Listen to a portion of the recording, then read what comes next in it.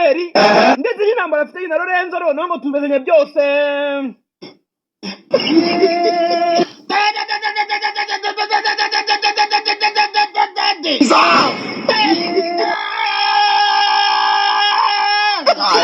witwa Rugaju Rigani ngari kumwe n'umuntu bita Lorenzo Oga ubwo bari bibereye kuri radio y'abaturage ya za Karongi. witwa Rugaju Rigani yitegereje umuntu bitwa Lorenzo ukuntu ari kuvugira kuri mikoro ngo n'urwanga rwamurenze. areba Lorenzo aragira amubwira ngo yawa Lorenzo we ngo ugenda agacura vuga cyane ngo ugira ubujajwa ngo mu kirimi cy'amahanga aramubwira ngo you talk too much. witwa Lorenzo arebye uburyo Rugaju amusobereje mu baturage yo ngeze ya Karongi ngo yahise yivamo igipfunsi kiza gikubita Rugaju mu gatunnyo ngo umuriro uraka amabuye arasusubikana saru arakamena ibanga ukwezi kubanda urugi ngo Rugaju yikubise hasi abaturage baramuhungiza bibi by'ubusa ngo bamwuriza bitazabura nkari bamujyana kwa muganga basanga igipfunsi witwa Lorenzo yamukubise cyamuteye infection zo mu maraso ngo bamushakiye utwitwa twa mudiyakinini n'utwitwa twa fasidari bashyira mu zo bita za serumo badutera Rugaju bamugarura muri studio ngo arangize amakuru yo mu mahanga ariko yahageze umujinya we watumye amata amatumba nka sandwich ya 65 ngo Rugaju bari ariko views ko zizadukora hora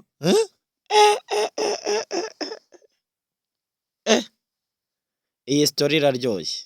Ibi ni biri ku muhanda, ibi ngibi ni biri gusesekara ku mihanda, nibyo ngewe mbambazanira ibinyamakuru byinshi bitandukanye.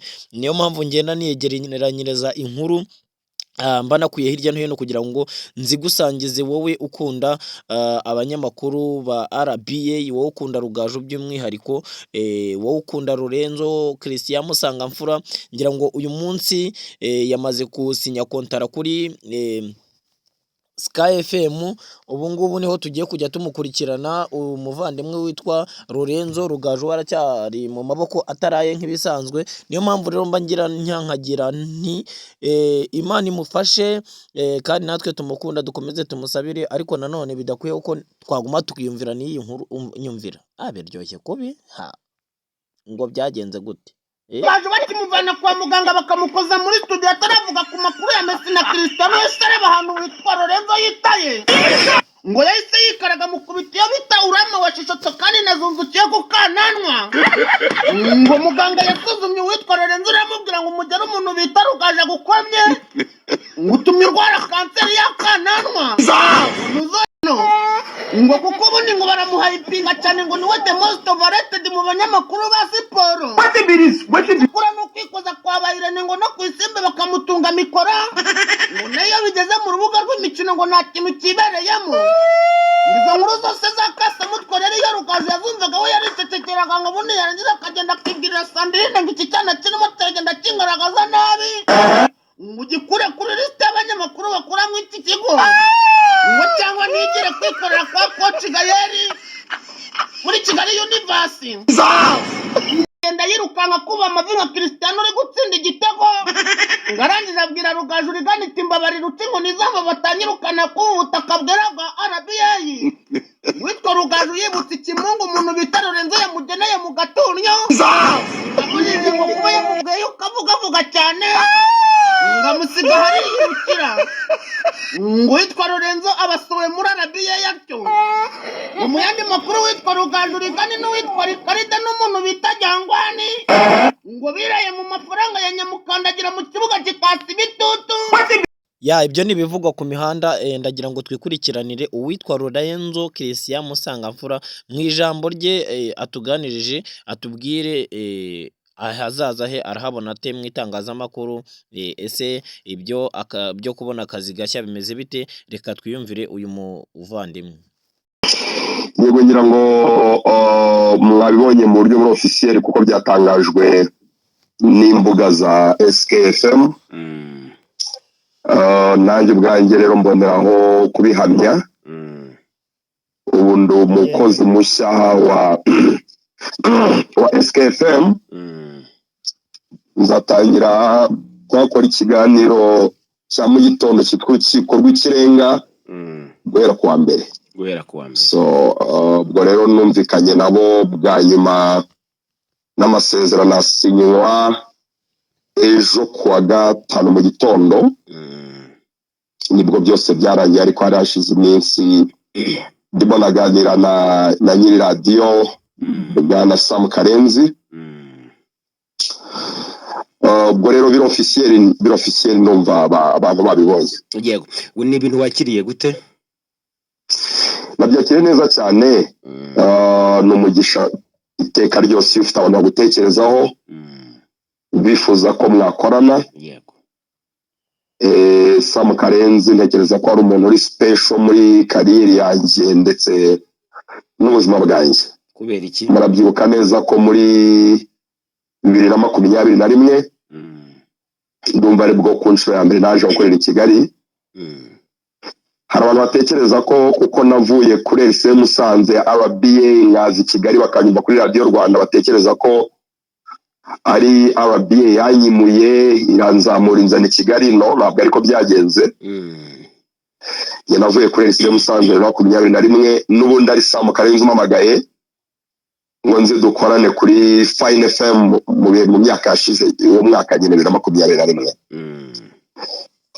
Nubwo nakoze iminsi ine gusa, noneho Radio Rwanda bakifuza ko nza kuhakora nkahava, ariko Sam Karenzi niwe wanzanye Kigali 2021 mu mpera z'umwaka. Mu ntangiriro z'umwaka mu kwezi kwa mbere ubwo yashingaga radiyo ye SKFM, tekereza ko ni mu banyamakuru ba mbere yaganirije yifuza ko twakorana. Icyo gihe turabyemeranya, burya nubwo byatangajwe singira icyo mbivuga, ariko byari byo. Burya nari naramusinyiye mu kwezi kwa mbere. Icyo gihe ariko hari ibiganiro nagiranye na RBA bituma mpaguma. Ariko icyambayeho mu byumweru 3 bishize, iminsi ndimo n'ibyo maze iminsi ncamo, byamaye umwanya mwiza wo gukora reflexion, kwitekerezaho. Sam Karenzi rero ubwo nawe ari mu bantu bambaye hafi muri iyi minsi ishize, n'abandi benshi nshimira mu by'ukuri. Nawe urabizi ko twagiye tuvugana kenshi mu buryo butandukanye, nyine nk'umunyamakuru mugenzi wanjye. Yego. Hari abantu benshi twaganiriye, hari abanganirije, hari abangira inama, hari abambajije. Hari byinshi ntigeze nifuza kugira icyo mvugaho, ntazanagira icyo mvugaho no mu gihe kiri imbere. Ntanagize n'icyo mvugaho n'igihe nari muri RBA. Ariko ndakubwiza kuri iyi minsi mike ishize yari iminsi myiza yo gutekereza no gufata ibyemezo bikomeye. Ubwo rero nasezeye kuri RBA mu minsi mike ishize. Mwagiye mubyumva mu itangazamakuru ko nari muri suspension y'ibyumweru 2.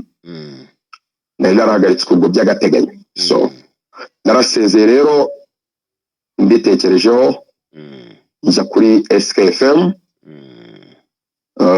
Ubwo ntekereza ko bisobanutse. Ni iki donc urumva nari nzi ko ndibuze kubikubaza, ni iki cyari cyarananiranye mu kumvikana na Sam Karenzi gikunze none kikaba gitumye utera umugongo ikigo cy'igihugu cy'itangazamakuru RBA kwerekeza kuri SKFM? Iteka ryose Sam Karenzi igihe cyose yifuje ko twakorana, yabikoranaga umutima mwiza, akabigirana urukundo. Kandi mu by'ukuri nta kintu na kimwe nigeze nenga mu byo yanganirije no mu gihe cyose cyashize. Ariko iteka ryose iyo ukorera ikigo runaka, nicyo kiba kiza imbere, kuko RBA nayo mfite ibyo nyikesha, mfite ibyo nagezeho, mfite imihigo nesheje ndimo. Rero urumva hari ibyagiye biba, hari buryo bagiye bamfata neza, hari impamvu nyine zatumaga nshyira ku meza nkavuga no reka mbe ngumya. Ahari cyari igihe kitari cyo, ahari timing itari yo, ahari iki gihe nicyo gikwiye. Ni fate. Yego.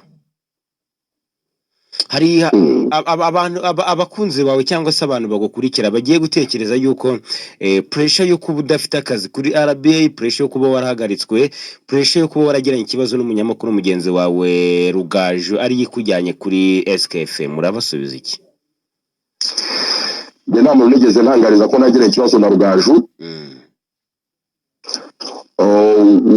wizera iby'abo n'imihanda kuri YouTube ntabanze kubiverifiya ibyo nta bubasha mbifiteho ntabwo nkontorora ibintu byose bivugwa muri media no kuri YouTube no kuri TikTok ariko kuba hari abavuga ko nagiranye ibibazo na Rugaju ndumva ntawe nigeze mbibwira ndumva RBA ntawe yigeze bibwira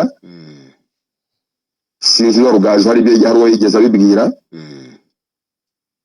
ibyo rero mpitamo kutagira icyo bisobanuraho mpitamo kutagira icyo bivugaho impamvu nahagaritswe muri RBA sinshaka kugira icyo mbivugaho icyo mbitekerezaho kiri umutima wanjye gusa ariko hari n'ukuri hari icyo utekereza ariko hari n'ukuri kwabyo Lorenzo ukuri kwabyo kuzwi natwe turi involved kuzwi natwe turi involved ku cyubahiro ngomba ikigo nka RBA yego n'imyaka yose maze ngikoraho no kubyo nagezeho ni muri RBA nta na rimwe nzigera nifuza kuvuga ikintu cyagayisha cyangwa se cyagaragaza nabi ikigo nka RBA kuko ari ikigo nubaha ibyo rero ibyabaye kunyurwa kwanjye cyangwa se kutanyurwa ibyo sinzigera mbisobanura nta nzigera mbisobanurira yego ndi kumwe na Senior Rafiki mbere yuko nabo kubaza akabazo kamwe kugira ngo tunakure kure abantu bashobora guhuza ibyo upostinga ku mbuga nkoranyambaga zawe bakabihuza n'ikibazo utemera yuko cyawe cyangwa se udashaka kuvugaho bakahita babihuza neza n'ikibazo wagiranye na Rugaju donc abo ngabo babwira iki kubera ko impamvu mbivuga nuko ibyo ushyize kuri Instagram yawe ejo bundi uvuga Karuma abantu bahise babihuza no kuba Rugaju afunze bati Lorenzo akinnye ku mubyimba umunyamakuru mugenzi we Lorenzo yishimiye ko umunyamakuru mugenzi we wafunze abahuza ibi bitekerezo byawe bwite n'ibibazo byabaye ku munyamakuru mugenzi wawe Rugaju abo ni nabo banahuza ibyavuga kuri Radio Rwanda bakabihuza na situation yanjye bakavuga ko nyina ku mubyimba bakabikoramo TikTok uko babihuza uko babishaka urabizi ko ntabwo dushobora gukontorora ibintu bituvugwaho kuri social media nawe nuko ntabwo wakontorora ibintu bikuvugwaho kuri social media aba internet ibyo bavuga bahaha bashaka inkuru bashaka amadolari ibyo ni uburenganzira bwabo yego ntabwo nzigera ngira umwanya wo kujya gusobanura ikintu cyose cyavuzwe kuri social media uwo mwanya sinzigera nkubona yego Lorenzo ndagusuhuje urakoze cyane ndagusuje nawe nashaka kubaza ikibazo kiri bujye ni ikibazo rusange umuntu wese yakwibaza uri umwe mu bantu bamaze igihe muri media birumvikana guhera kuri RBA Musanze kuzenguruka hose kugera kuri za 10 ukagaruka ukongera kamara RBA uko ugasinya ntukoreyo ibi byo guhora uhindagura ibitangazamakuru by'umwihariko nkaho buvuye nyine bavuga ko harimo ikibazo harimo iyo suspension ntago ubona ko bishobora kugira ibyo byangiza kuri ku mikorere yawe cyangwa se kuri femu yawe ni umunyamakuru wa radio ni ko kazi konyine nakoze kuva natangira gukora iyo ngakoze abakoresha banjye bashima ko ngakora neza yego abanyarwanda mbwira amakuru y'imikino bashima ko njye babwira neza bisobanuye ko ari akazi nzi gukora kandi nzakomeza gukora regardless y'aho nzagakorera mu Rwanda harimo ibitangazamakuru byinshi cyane ndetse nta kibazo kirimo kuba narakoze kuri Radio Rwanda ngakora kuri Radio 10 ngakora kuri Radio Musanze ngakora kuri Fine FM kabagiye no gukora kuri STFM iyo ni palmarès iyo ni legacy ibyo ni ibigwi byanjye nukomeze kunda gukorera ibitangazamakuru kunda gukorera radio kandi ngo ibitangazamakuru byiza kurusha ibindi ntewe ishema nuko nibura ibitangazamakuru byiza hafi ya byose byiza nabikozeho legacy media ntekereza ko atari ikimegu. Hari impamvu nakoze kuri Radio Rwanda bikisubira inshuro zirenze imwe. Who knows, nshobora no kuzongera kuyikoraho. Ntabwo ari ikimegu kuba narakoze kuri Radio 10, kuba narakoze kuri Fine FM, nkaragiye kuri SK FM mu myaka ibyo bikaba byose mu myaka 7. Uretse we nabayifuza guhandura imvunja zidahari. Ntekereza ko nta palmarès yanjye na kariyeri yanjye n'inspiration ku bato bifuza ko abanyamakuru. Ntekereza ko nta mwana yifuza ko umunyamakuru utifuza gukorera ibitangazamakuru nakoreye. Yego. Ibiganiro nakoze n'urwego nabikozeho. Yego. Nta kibi rero abari buze kubyumva nkaho ari arrogance cyangwa se kwishongora, basubiza imbere yuko bibaza icyo kibazo. Kwishongora ntabwo ari bibi. Ikibi ni ukwirata no kwirarira. Hari igitangazamakuru mvuze ko nakozeho ntakozeho. Hari ikiganiro mvuze ko nakozemo ntakozemo. Iyo mvuga ko n'umunyamakuru uzi gukora aka kazi mba mbeshye se. Ishwi rwose. Ibyo byishongoro rero bimpame utazaryoherwa nabyo. Ubwo azajya mu mateka sibe iyo palmarès. Yego. Nibyo bigwi. Lorenzo, nta muntu n'umwe ujya ushidikanya kuri umunyamakuru mwiza vraiment muri kino gihugu cy'u Rwanda. Nagiye mbona n'abanyabigwi barimo ba Jado Castar, barimo mukuru wawe Fuadi n'abandi banyamakuru batandukanye bishimiye yuko wagiye kuri SKFM. Uri umwe mu banyamakuru ushimwa na buri munyamakuru wese wa sport hano mu Rwanda, ndetse n'abaturage baragukunda mu buryo budasanzwe. Ariko hari abajya baterekamo kandi kantu bati Lorenzo ni umuhanga ariko ashobora kuba adashobotse. Donc wemeranya n'abavuga ibyo, nababa bari bya bindi bavuga ngo nta muntu ushobora kubura icyo atuka inka. Donc wowe kuri wowe abavuga bati Lorenzo arashoboye ariko ikinyabupfura cye cyangwa se discipline ntashobotse, ubabwira icyo abo ngabo? Iyo ni illusion. Hari iyo umuntu akora ibintu bye neza, atera imbere, ari muri kariyeri neza, ntabura abantu bagenda bahimba ibintu nyine ukabona biraho byarafashe kuko nk'ari byo. Uranzi kuva de première début. Yego. Wari wumva ahantu natutse umuntu. Ishwe rwose. Haba on air, haba off air, like kuri experience yawe. Umuntu umwe nibura natutse. Ariko bavuga ko wakubise umuntu ejo bundi. Oya bavuga. Wowe ibyuzi. Ubwo mere discipline wa bintu byinshi. Yego. Wari wumva natutse umuntu haba kuri radio cyangwa se hanze yayo? Oya rwose. Bitekerezo neza umbere ni bubizi. Ntabwo ndabyumva rwose. Wari wabona aho nakubise umuntu cyangwa kumva nakubise umuntu? Asoti kwa soti ngo. Kubyumva narabyumvise, bivugwa yuko wakubise Rugaje ejo bundi. Wari verify usanga ni byose? Donc na makuru agoye kuya verify rwose, narabishakije ibyo byitwa illusion. Biri hanze gutyo kubera impamvu. None se wari wumva nakoze ibyaha nitabye nk'inzego runaka